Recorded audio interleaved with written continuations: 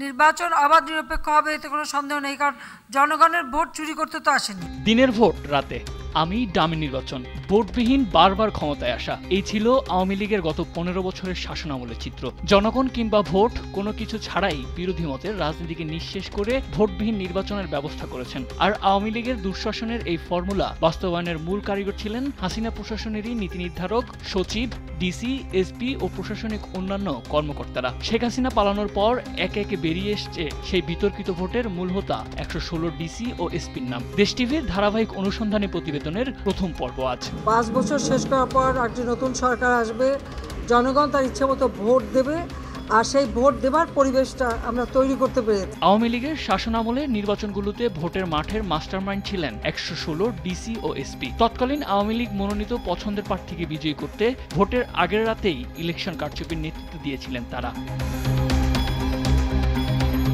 গণ অভ্যুত্থানে ক্ষমতা হারানো আওয়ামী লীগ সরকারের দলীয় প্রার্থীদের জিতিয়ে দিতে তাদের ভূমিকা নিয়ে চলছে বেশ আলোচনা সমালোচনা। বিশেষ করে 2018 সালের নির্বাচনী আলোচনার মূল কেন্দ্র। ওই সময় তারা প্রার্থীদের কাছ থেকে বিশাল অঙ্কের টাকা নিয়ে জিতিয়েছিলেন বলেও অভিযোগ রয়েছে। এছাড়া টাকা পেতেন দলীয়ভাবেও। নির্বাচনে জেতানোর ফল হিসেবে স্বৈরাচার সরকারের কাছ থেকে উপহার পেতেন প্রমোশন, বড় পদ ও বিশাল অঙ্কের বিভিন্ন প্রজেক্ট।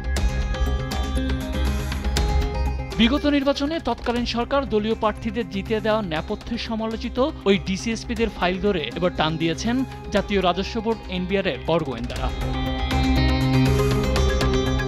রাতের ভোটের কারিগর বলে পরিচিত এসব ডিসিএসপির বিপুল অঙ্কের অবৈধ আয়ের কর ফাঁকির অনুসন্ধানে সংস্থাটির আয়কর, গোয়েন্দা ও তদন্ত ইউনিট গভীর অনুসন্ধানে মাঠে নেমেছে।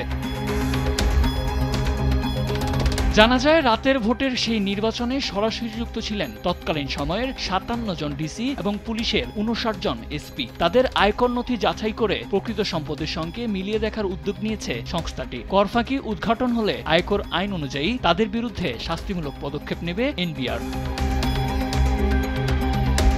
2018 সালে নির্বাচনের আগে একটি জরিপ করেছিল জাতীয় নিরাপত্তা সংস্থা এনএসআই। সেই প্রতিবেদন অনুযায়ী আওয়ামী লীগের কয়েকটি আসনে জয় নিশ্চিত ছিল। বাকি আসনে বিএনপি, জামাত ইসলামী, জাতীয় পার্টি ও অন্যান্য দলের জয়ের সম্ভাবনা দেখিয়েছিল সংস্থাটি। এরপর গোয়েন্দা সংস্থা প্রতিবেদন ও পুলিশের যাচাই বাছাইয়ের পর নির্বাচনের সঙ্গে সংশ্লিষ্ট ব্যক্তিদের মনোনীত করে পতিত সরকার। যাচাই প্রক্রিয়ায় সবচেয়ে গুরুত্ব দেওয়া হয়েছিল ব্যক্তি ও পরিবারের রাজনৈতিক সংশ্লিষ্টতা।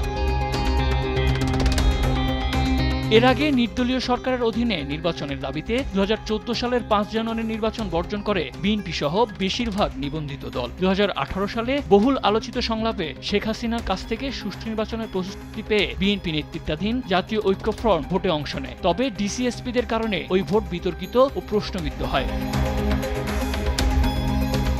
5 আগস্ট আওয়ামী লীগ সরকার পতন হলেও ওই ডিসিএসপিরা ঠিকই প্রশাসনে বহাল তবিয়তেই ঘাপটি মেরে আছেন। আওয়ামী সরকার নির্বাচনের পর তাদের ভালো পদায়নও করেছিল।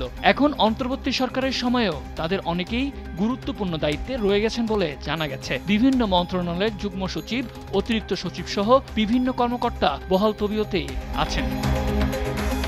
নিউজ ডেস্ক, দেশ টিভি।